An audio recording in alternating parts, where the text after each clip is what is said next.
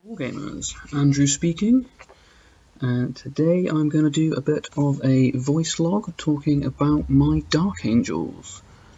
So, firstly, being a bit contrary, I've decided that I'm going to paint up my army as a successor chapter, and to make matters worse, I'm going to invent my own rather than using one of the examples.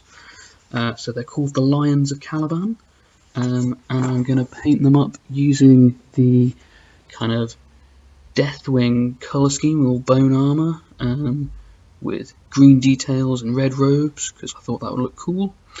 And hopefully you'll be able to see in this picture my painted up tactical marines. But I wanted to add also a bit of different kind of colour scheme in there as well, so I've decided that all of the vehicles are going to be in the kind of regular Dark Angels green, which means my bikes will hopefully be quite interesting, with green bikes with bone armoured riders on. I need to come up with a bit of fluff for them, something that will give them some background and help for some narrative gameplay, but still working on that at the moment. Then I thought I'd talk about next the list that I've actually put together. I've not yet tried this out. I'm hoping to get it all put together and painted up and then take it to my local store for their Thursday night games.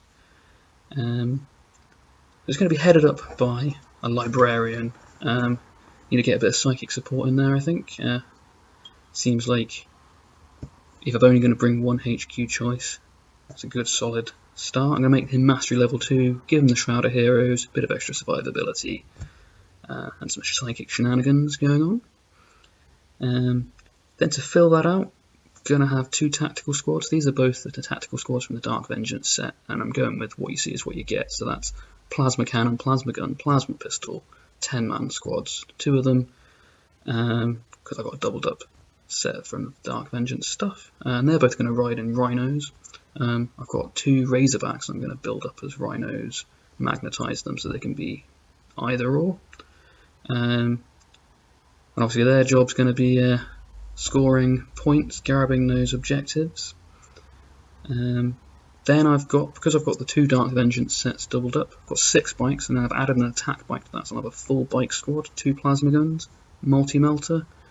Their job's going to be to get in my opponent's face, really kind of cause them some early game trouble, as well as providing those teleporter homers. For the final element of the list is a Terminator squad.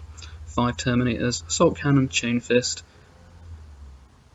Deep Striking probably, teleporter homers on that bike squad will help with that, get them into position. And that all adds up to 1,000 point combined arms detachment.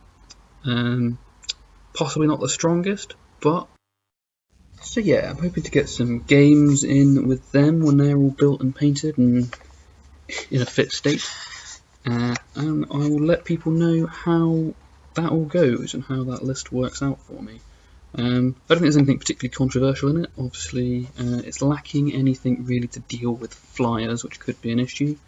The best I've been able to think of is deep striking the Terminators and getting the twin-linked assault cannon for a turn. And again, it's not making use of any of the funky formations from the codex, though I'm not sure if that's necessarily going to be a huge problem. I think CAD is pretty good. And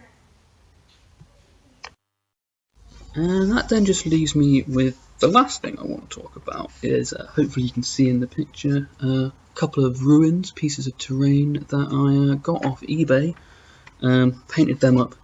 One's in kind of hopefully a red sandstone effect, the other a yellow sandstone effect. I'm kind of going for a desert theme with sandstone buildings for the terrain I'm putting together. And I've got those bits of terrain from Wargame Tournaments, an eBay store, and I thought it was really good value. I've got the 2 big ruins in the picture, as well as another 12 ruins of small kind of 1-story ruins, and a whole bunch of scatter terrain, all for about £35.